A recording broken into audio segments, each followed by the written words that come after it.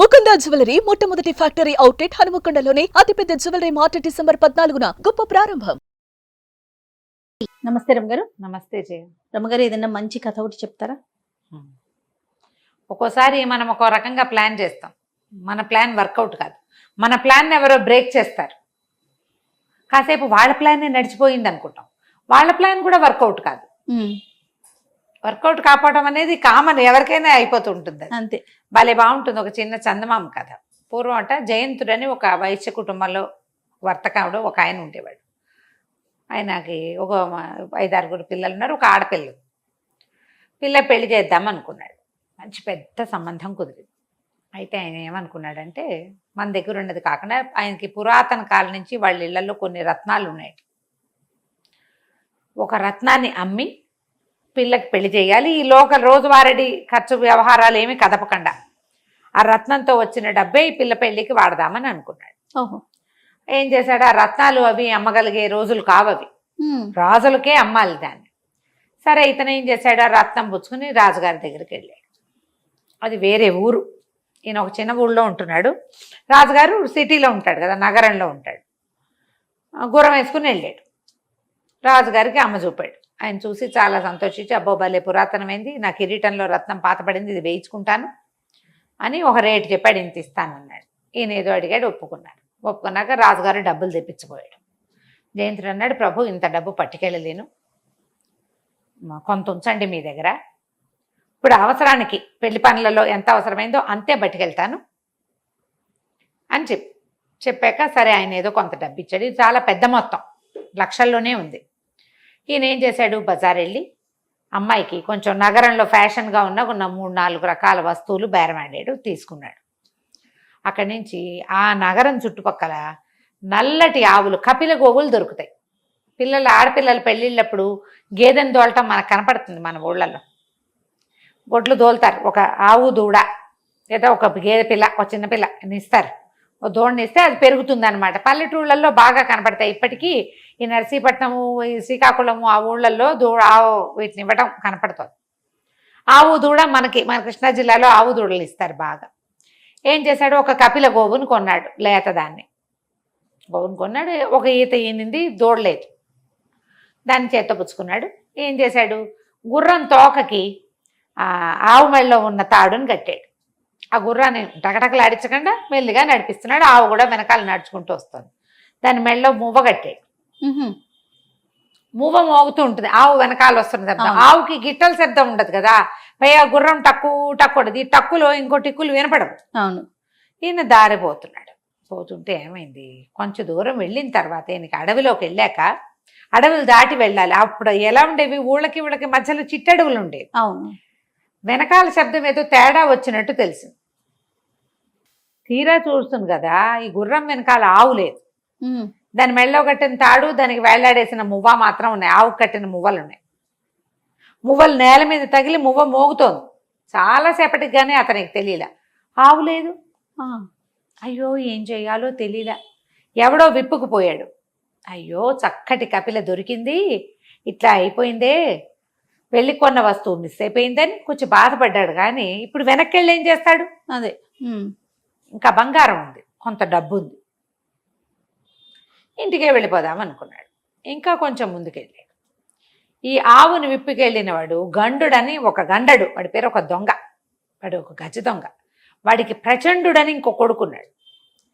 ఈయన ఎప్పుడైతే బంగారపు కొట్లో బంగారపు సామాన్లు కొంటున్నాడో అప్పుడే చూశారు వాళ్ళు, బంగారం ఉంది, ఇంకా డబ్బు ఉంది. ఇప్పుడు మూట తీసి లెక్కించి ఇచ్చేటప్పుడు కొంత ఇచ్చాడు, కొంత మూటలో ఉంది కనపడుతుందిగా. మనం పర్సులు తీస్తే జనాలు చూడరు మన. అవును. పైగా అవేమో నాణేలు, రొంటిని దోపుకున్నాడు. వీళ్ళకి తెలిసింది, కపిలని కొట్టేసి డబ్బులు కూడా కొట్టేయాలి. ఆవునేమో తను విప్పుకెళ్ళిపోయాడు. తన కొడుకైన ప్రచండుణ్ణి ఈ బంగారము డబ్బు కొట్టేయటానికి నియమించాడు. ఈయన ముందుకు వస్తుంటే ఏమైంది, ఒక పెద్ద ఏరుంది. ఆ ఏటి పక్క నుంచి వెళ్ళాలి. ఒకడు ఆ ఏటి గట్టు మీద నిలబడి దభేల్మని పడ్డాడు నీళ్ళలో. ఈయనేమనుకున్నాడు, అయ్యో పాపం ఎవడో నడుస్తూ పడిపోయాడు కుర్రాడని గబగబా గుర్రం దిగేసి, మరి పైన ఉన్న చొక్కా గిక్క, మరి బట్టలు తడిచిపోతాయి కదా, చొక్కా పంచా ఊడదీసి లోదుస్తులు ఉన్నాయి లోపల చిన్న గావంచాలంటిది కట్టుకుంటారు కదా, కౌపీనం గోచి లాంటి, కప్పుకుని దాంతో దిగాడు నీళ్ళల్లోకి. దిగేసరికల్లా ఆయన ఎక్కడి నుంచి ఆ మనిషి పడ్డాడో అక్కడి నుంచి దిగుతుంటే కాలికి ఏదో తగులుకున్నట్టయింది. దూకే లోపల పడిపోయాడు. ఈయన పడి నీళ్ళలోకి కిందకి వెళ్ళిపోయాడు. కాలికి ఏదో తాడు బిగిసిపోయింది. ఈయన అది విదిలించుకుని తాడేదో పట్టుకుందని చూసుకుని అది విదిలించుకుని పైకి వచ్చేసరికల్లా గట్టు మీద గుర్రం లేదు. ఈయన కాలికి ఒక తాడు రాయి తగులుకునేలాగా పెట్టాడు ఆ ప్రచండు. ఈయన అడుగు ఆ తాడులో వేసి నీళ్ళకు ముందుకు పడేసరికి ఆ రాయి కట్టిన తాడు బిగిసిపోయింది. బరువుకి ఈయన వెంటనే తేలని, ఇప్పుడు అలవాటైన ఈతవాడైనా నీళ్ళలోకి ఒకసారి మునగానే ఇట్లా మునిగి ఇట్లా తేల్తాడు. కాలికి బరువు ఉండేసరికి వెంటనే తేలలేకపోయాడు. ఆ 2 minutesని వాడుకున్నాడు ఈ ప్రచండు. గుర్రాన్ని బట్టల్ని మూట కట్టుకుని తీసుకుపోయాడు. ఈయన పైకి వచ్చి చూస్తే గుర్రం లేదు, బట్టలు లేవు, రొంటిని దొక్కున్న డబ్బులు, బంగారపు వస్తువులు గుర్రానికి పెట్టుంది, సంచి తగిలించింది మొత్తం. ఏం చెయ్యాలో తెలియలే ఈయనకి. గోచి ఒకటి ఉంది ఒంటి మీద, ఎంత బిడియంగా ఉంటుంది. పెద్ద వ్యాపారస్తుడు, పల్లెటూళ్ళలో మంచి చిన్న ఊళ్ళో బ్రహ్మాండమైన వ్యాపారం ఉంది. నగరానికి వెళ్ళి రాజును చూడగలిగే సత్తా ఉన్నవాడు గోచిపాతతోటి మిగిలాడు. అయితే ఏమైంది, ఎవరో కొంతమంది రైతులు విత్తనాలు కొనుక్కోవడానికో దేనికో ఆ పక్కగా వెళ్తూ చూసి, ఎవరండి బాబు ఏంటైనా అని కేకేసి అడిగేసరికి ఈయన చాలా మొహమాట పడుతూ ఇట్లా చెప్పేసరికి ఆ పక్కనున్న పల్లె వాళ్ళు అన్నారు, బాబు రండి అని చెప్పి వాళ్ళలో ఒకడు నెత్తి కట్టుకునే కొట్టి చీది అడుగు చుట్టుకోండి అని వెంబడి పెట్టు తీసుకుపోయారు. రాత్రికి అన్నం పెట్టి అక్కడ పడుకోబెట్టుకున్నారు. ఈయనకు గోచిపాతం ఎక్కడికి వెళ్తాడు, అటు ఇంటికి వెళ్ళే దూరము కాదు, ఇటు నగరానికి వెళ్ళే దూరము కాదు. సరే వాళ్ళ దగ్గర అన్నం తిని మర్నాడు పొద్దున వాళ్ళు ఇచ్చిందే ఓ పంచా గావంచా కట్టుకుని ఓ చొక్కా వేసుకుని రాజుగారిని చూడబోయాడు. ఇట్లా అయ్యిందండి అంటే అయ్యా మిగతా డబ్బు ఇప్పించండి. డబ్బులకేముందండి, ఇప్పిస్తాం కానీ మరి పోయింది, మొత్తం కావాలంటే ఇచ్చేస్తా, మీ డబ్బంతా మా దగ్గరే ఉంది, మీరు కొంచెమే కదా తీసుకెళ్ళారు, ఇస్తాం కానీ మరి పోయిన వాటి మాట ఏమిటి, మీరు ఉండండి చెప్దామని ఏం చేశాడు, ఊళ్ళో రాజుగారి చాటింపు ఇచ్చారు. ఇక్కడే ఉండండి, ఇంటికి వెళ్ళొద్దు, అమ్మాయి నగలు అవి కొందాలండి, తెప్పిద్దాం నగలు, మనం మీరు చూద్దురు కానీ అని చెప్పి చాటింపు ఇచ్చారు. రాజుగారికి ప్రశస్తమైన కపిల గోవు కావాలి, గోవు నచ్చితే 1000 రూపాయలు ఇస్తామని. ఎక్కడెక్కడి కపిల గోవులు వచ్చాయి. మన గండడు ఏం చేశాడు, ఆవును తీసుకెళ్ళి ఇంట్లో కట్టేశాడు. వాళ్ళ ఆవిడికి తన కొడుకు మొగుడు చేసే దొంగతనాలు ఇష్టం లేదు. అందుకని 50 రూపాయలకు కొనుక్కొచ్చానే, 4 ఏళ్ల ఒక 6 నెలల్లో దూడనేస్తుంది, నువ్వు పాలు పితుక్కుంటావు, ఆరోగ్యానికి మంచిది, కళ్ళకి మంచిదని తెచ్చానని నమ్మించాడు. ఆవిడ కూడా ఈ వార్త విన్నాకేమనుకుంది, 50 రూపాయలు పెట్టి కొనుక్కొస్తే 1000 వస్తుందిగా, ఏం చక్క రాజుగారికి నచ్చితే దూడ ఆవేమో లక్షణంగా ఉంది, కపిలలు తక్కువ ఉంటాయి, కపిల గోవులు అంటే నల్లటి ఆవులు తక్కువ ఉంటాయి. ఈవిడ ఆవును తోలుకోబోయింది. అక్కడికి తోలుకున్నాక ఆ మొత్తం ఆవులన్నీ వచ్చేసినాయి, ఊళ్ళో ఉన్నవన్నీ అందరు తీసుకొచ్చారు. 1000 రూపాయలకు ప్రతివాడు ఆశపడతారు. మనం ఈ వ్యాపారస్తుడు జయంతుడు ఉన్నాడుగా, రాజుగారు అన్నారు జయంతుడిని ఈ మొత్తం వీటిల్లో చూసి ఏ ఆవు మందో కనిపెట్టండి అన్నాడు. ఈయన ఏం చేశాడంటే ఆ గోవుకి కొమ్ముకి ఒక ఎర్రదారం కట్టాడు.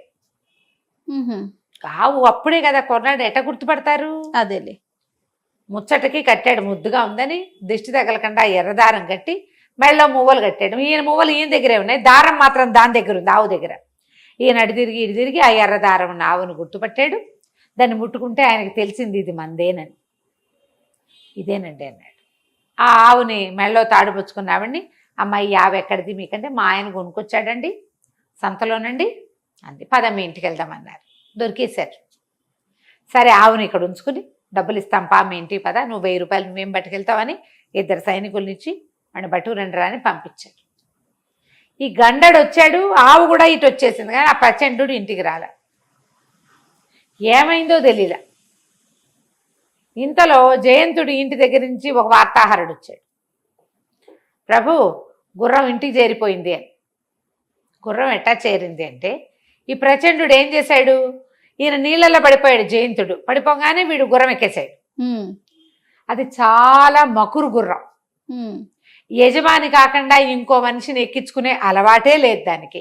మామూలుగా ఊళ్ళలో గుర్రాలుంటే పని వాళ్ళు వీళ్ళందరూ ఎక్కుతారు, కానీ ఈ గుర్రం అలాంటిది కాదు, ఆయనది స్పెషల్ గుర్రం. నిదానంగా నడిచే అలవాటు ఉంది ఆయనతో పాటు. ఇది ఎప్పుడైతే వీడెవడో కొత్తవాడు ఎక్కాడో దానికి నచ్చల. పైగా వాడు తడిబొంటితో ఎక్కాడు. నీళ్ళ నుంచి వచ్చేసాడు కదా, వచ్చేసరికల్లా అది విదిలించుకోబోయింది. వీడు దాన్ని గట్టిగా పట్టుకున్నాడు. అది అటు ఇటు అటు ఇటు అటు ఇటు చేసేస్తోంది. వీడికి భయం వేసింది. వాడికి గుర్రం ఎక్కితే అది ఇంటికి తీసుకుపోతుంది అనుకున్నాడు. దారి తను చూపించే అవకాశం ఆ గుర్రం వాడికి ఇవ్వల. మకురెత్తిపోయింది. ఆ తడి తగిలేసరికి దానికి విసుగు పుట్టేసింది. అది గెంతేస్తూ ఉంటే సరే ఎటో ఒకటి వెళ్తుందని దాని మెడ గట్టిగా పట్టుకుని అది ఎటు ఇళ్ళనిస్తే వెళ్తే అటు ఇళ్ళనిచ్చాడు. అది అడి తిరిగి ఇడి తిరిగి జయంతుడి ఇంటికి వెళ్ళిపోయి అలవాటైన దారిలో వెళ్ళిపోయింది. వెళ్ళిపోయేసరికల్లా వాళ్ళే గుర్రం లోపలికి వచ్చేసింది దివాణంలోకి. వాళ్ళది చిన్నది సంస్థానమే, అదేం మరి చిన్న వ్యాపారం కాదు వాళ్ళది. లోపలికి వచ్చేసరికి పని వాళ్ళకి గుర్రం వచ్చింది. ఇదేంటి పైన వీడెవడ ఉన్నాడు, గోచిపాత్రాయుడు అని చూసుకున్నారు.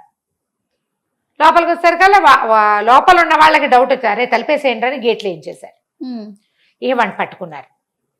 పట్టుకునేసరికల్లా ఎవరు నువ్వంటే మేమే బెబ్బే వాడు 2 పీకి. అప్పుడు వాళ్ళకి తెలిసిపోయింది యజమాని ఎక్కడో చిక్కడిపోయాడని తెలుసుకున్నారు వాళ్ళు. అందుకని ఏం చేశారు, మహారాజుకి కబురు చేశారు, జయంతుడి గుర్రం ఇంటికి వచ్చింది, జయంతుడి ఇంటికి రాలేదు అని. ఎప్పుడైతే ఈ గుర్రం పట్టుకున్నారో బట్టలు చూశారు, బట్టల్లో డబ్బులు ఉన్నాయి, యజమాని బట్టలు. అక్కడి నుంచి మెడకి సంచి తగిలిచ్చింది, ఏవో 2-3 పట్టు చీరలు ఉన్నాయి, తర్వాత నగలున్నాయి. అమ్మాయి వచ్చి నగలు గీగలు పట్టుకుపోయింది. ఇవి నాన్న బట్టలే, ఇదిగో ఈ సంచి రాజుగారు ఇచ్చుంటారు. ఇవన్నీ ఊహించి వాళ్ళు ఉత్తరం రాశారు. ఇంతలో ఈ సైనికులు 2 ఇంటికి వెళ్ళారు కదా, ఆ గండడు ఇంటి దగ్గర కూర్చొని ఆలోచిస్తుంటే, ఏ సంతలో కొనుక్కొచ్చావు కపిల్ గోగుని అని అడిగారు. మేమే బెబ్బే అన్నాడు. అయిపోయింది. పట్టుకొచ్చేసారు. పట్టుకుని తీసుకొచ్చారు. ఎట్లా చేశారు, ఏం చేశారంటే ఇదిగో ఇట్లా చేశారు, ఇలా మోసం చేస్తున్నారని తండ్రి కొడుకు ఇద్దరికి చెరసాల సంవత్సరం పాటు ఖైదు విధించి అన్నీ దొరికేసినాయి కదా. కానీ ఈ పని చేయకూడదు, శుభకార్యానికి కోసం కొనుక్కుంటే ఇంత పని చేస్తే ఎట్లా. వాళ్ళిద్దరిని జైల్లో పడేశారు. జయంతుడికి మళ్ళీ ఆయన గుర్రాన్ని ఆయనకి తెప్పించి ఇక్కడ ఇంకో కొంత షాపింగ్ చేయించి కొంచెం డబ్బులు ఇచ్చి రాజుగారు వెనక్కి పంపించేశారు. వీళ్ళు ఇంత ప్లాన్ చేసినా ఒక్కోసారి చూడు, జయంతుడు ఏమనుకున్నాడంటే తన ప్లాన్ ఫ్లాప్ అయింది అనుకున్నాడు. వేరే వాళ్ళ ప్లాన్ వర్కౌట్ అయింది మొదట. అవును. తర్వాత ఏమైంది, భగవంతుడు వేసిన ప్లానే కరెక్ట్గా అవుతుంది. మనుషులు వేసిన ప్లాన్లు అది మాస్టర్ ప్లాన్ కదా. అదే పారని ఎత్తులు కథ పేరు. కథ కంచికి మనం ఇంటికి. సూపర్. నమస్తే. నమస్తే.